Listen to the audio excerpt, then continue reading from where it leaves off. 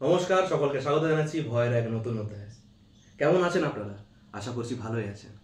আজ আমি আবার চলে এসেছি ভয়েতে একটা নতুন অধ্যায় নিয়ে।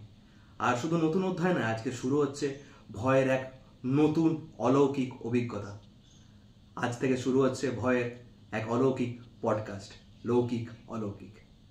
লৌকিক অলৌকিকের প্রথম এপিসোডে আমি নিয়ে এসেছি আমাদের সকলের খুব প্রিয় আমার মা, একে গৃহবধূ। তো গৃহবধূ, কেমন লাগছে এখানে এসে প্রথম পডকাস্টে লৌকিক অলৌকিকে? একটু নিজের সম্বন্ধে কিছু একটা আমাদের দর্শকদেরকে বলুন। প্রথমেই নমস্কার জানাই আপনাদের সকলকে। আমি গৃহবধূ নামে আমি ফেসবুকে ছোটখাটো একটা প্রোফাইল চালাই, যেখানে আমি আমার দৈনিক অভিজ্ঞতা, ভালো লাগা মন্দ লাগা সবটাই শেয়ার করি। আপনারা সবাই দেখবেন গৃহবধূতে, তাহলেই বুঝতে পারবেন। আর আজ আমি আমার ছেলের এই ভয়ের চ্যানেলে আসতে পেরে নিজেকে খুব ভালো লাগছে। অনেকদিন থেকে ইচ্ছা ছিল দেখি, ওর গল্পগুলো শুনি। তখন মনে হয়েছিল নিজের কিছু একদম ব্যক্তিগত অভিজ্ঞতা আমি এখানে শেয়ার করব। তো আজ সেটাই শেয়ার করতে এসেছি আপনাদের কাছে। বাহ, খুব সুন্দর। তাহলে আজকে কি আমরা একটাই গল্প শুনবো? তাহলে প্রথম দিন তো একটাই ঠিক আছে, কারণ ছোট থেকে তো আমি তোমার কাছে অনেক গল্প শুনে এসেছি। প্রথম দিন একটাই ঠিক আছে, তারপর তো আসতেই থাকবে। তাহলে প্রথম দিনে একটা গল্পই হোক, এপিসোড 1-এ। আর এরপরে আস্তে আস্তে গৃহবধূর যদি আমরা সময় পাই আরো, তাহলে আমরা আরবার গৃহবধূকে নিয়ে আসবো। তো ডিরেক্ট চলে যাচ্ছি আজকের গল্পতে, তারপরে বাকি কথা হবে। কি বলেন গৃহবধূ? একদম। চলো তাহলে প্রথম গল্পটা বলো। তাহলে কি হয়েছিল একটু আগে ডেসক্রিপশনটা দাও, তারপরে শুনি। এই গল্পটা একদম কিন্তু সত্যি ঘটনা, যেটা আমার সাথে ঘটেছিল।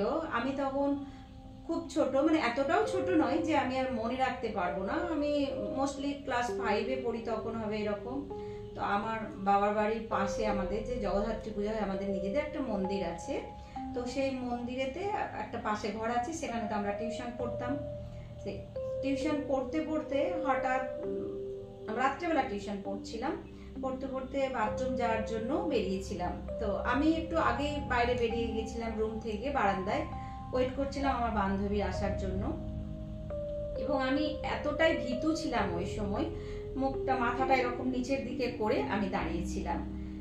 অন্ধকার দেখলেই ভয় পেতাম। আর তখন তো আমাদের ইলেকট্রিসিটি ছিল না, অন্ধকার ছিল।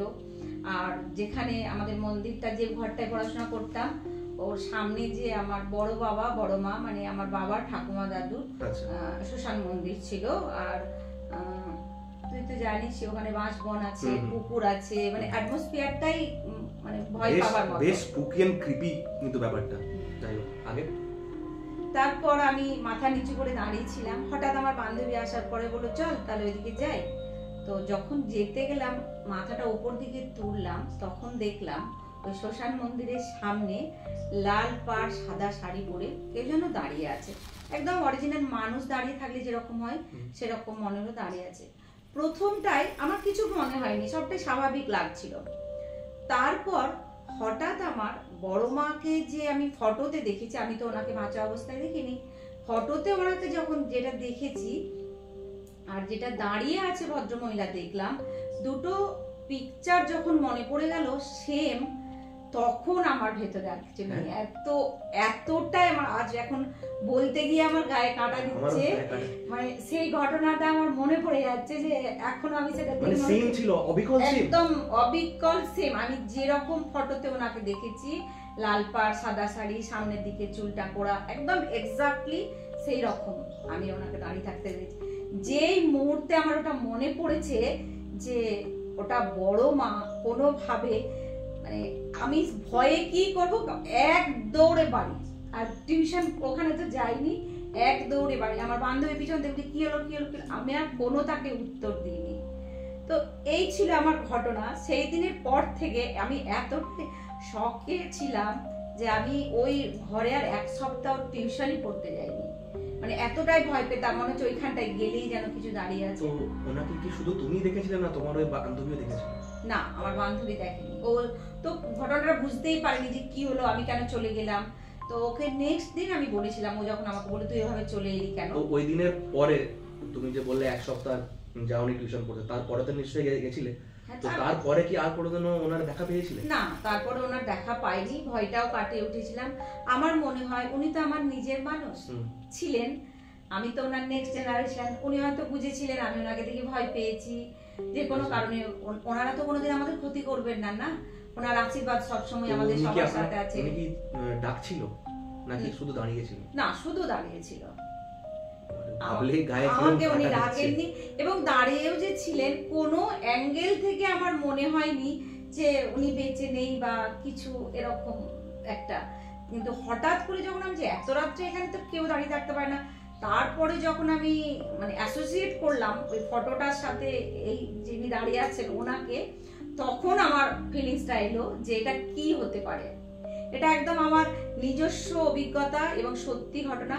এটা আমি ভয়েতে শেয়ার করলাম।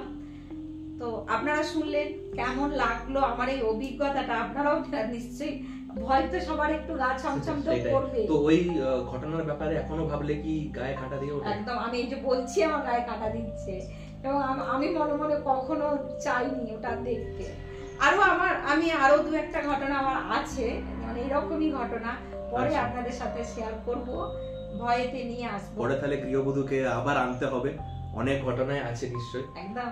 আর আজকের এই ঘটনাটাকে আমি ভৌতিক বলে বলবো না, আমি এটাকে অলৌকিক ঘটনাই বলা যেতে পারে। একদম। তো লৌকিক অলৌকিকের প্রথম ঘটনা একটা অলৌকিক ঘটনাই হলো। এটা ছিল ঘটনা গৃহবধূর সঙ্গে ঘটে যাওয়া। তো আপনারা জানাবেন ভিডিওতে কেমন লাগলো ভিডিওটা, তো কমেন্ট করবেন আর ভিডিওটাকে লাইক আর শেয়ার নিশ্চয়ই করবেন। আচ্ছা, তো গৃহবধূ, আমি কিছু গৃহবধূকে নিয়ে জিজ্ঞেস করছি আর কি। তো কেমন লাগছে, 1 বছর সামনে আসছে, তো কেমন লাগছে এটা?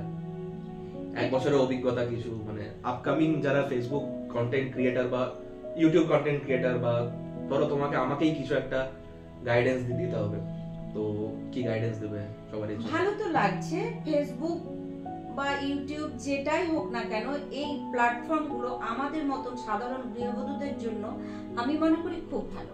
শুধু পয়সা রোজগারের জন্য নয়, মানুষের, আমারটা তো পয়সা রোজগারের জন্য নয়। প্রথম থেকে খুলি তো, এটা তো তুই তো জানিস, প্রথমে তো আমার শারীরিক অসুস্থতার কারণে আমি খুলেছিলাম, আমার ছেলেই খুলে দিয়েছিল। আমার অ্যাংজাইটি ডিসঅর্ডারের জন্য, কিছু একটা নিয়ে এনগেজ থাকার জন্য তখন আমার ছেলে এটা খুলে দিয়েছিল। আমার ফটোগ্রাফি, ভিডিও করা খুব শখ, কুকিং শখ, সেই শখ থেকেই আমার ছেলের একটা মাথায় আইডিয়া আসে, দিয়ে খুলে দেয়। এবং এটা খুলে আমি সত্যি ভীষণ হ্যাপি এবং আমার ভালো টাইম স্পেন্ড হয়। আর আমাদের মতন গৃহবধূদের জন্য যদি ঘরের কিছু কাজকর্ম দেখিয়ে যদি কিছু ইনকামও হয়, সংসারে যদি কেউ কিছুটা হেল্পও করতে পারে, সেটা তো বোনাস পয়েন্ট হয়ে গেল, তাই না? এটাও একটা যেমন ভালো দিক। কিন্তু মানুষ অনেক নেগেটিভিটিতেও নেয়। আমি মনে করব সবাইকে নেগেটিভিটি ছেড়ে দিয়ে এই প্ল্যাটফর্মে যারা কাজ করতে ভালোবাসে তাদের কাজ করা উচিত। এর মধ্যে কোনো খারাপ কিছু নেই। আর সবথেকে বড় বিষয় হলো নিজের প্যাশন ফলো করার কোনো এজ নেই। এজ নেই, একদমই না। আমি যদি এই এজে এটা শুরু করতে পারি, তো আমি ইয়াং জেনারেশনকেও বলবো তাদের ক্যারিয়ার সামলে নিয়ে, এটা তারা সাইডে যাদের ইচ্ছে আছে বা প্যাশন যাদের ভিডিও করা, ফটো করা বা ক্যামেরার সামনে আসা, তারা আসতে পারে। আমার মনে হয় এটা একদম বেস্ট প্ল্যাটফর্ম করার মতন। যাই হোক, আজকে এই লৌকিক অলৌকিকে তোমাকে পেয়ে খুব ভালো লাগলো, তো এই ঘটনাটা শুনে খুব ভালো লাগলো। গাটা এখনো কাটা দিচ্ছে, গা চমচম করে উঠছে এখনো। যাই হোক, আচ্ছা, এটা কেমন লাগছে? আমি এখানে আরেকটা বলি, আমারও ভয়ে এই নিজের এক্সপিরিয়েন্স শেয়ার করতে পেরে ভীষণ ভালো লাগছে। এবং আপনাদের সবাইকে অনুরোধ করব, আপনারা ভয় দেখতে থাকুন, আমার ছেলেকে সাপোর্ট করতে থাকুন, একটুখানি ওর পাশে থাকুন। কারণ আমরা অডিয়েন্স ছাড়া কিচ্ছু নয়। অডিয়েন্স আমাদেরকে যতটা হেল্প করবে আমরা ততটা এগিয়ে যেতে পারবো। আমরা তো কন্টেন্ট দিয়ে যাব, আপনারা দেখবেন, আপনারা হেল্প করবেন, তবে আমরা আরো এগিয়ে যেতে পারবো। থ্যাংক ইউ সবাইকে এতটা সময় এই ভিডিওটা দেখার জন্য। তো এই ছিল আজকের লৌকিক অলৌকিক পডকাস্ট। আশা করছি আপনাদের ভিডিওটা ভালো লেগেছে।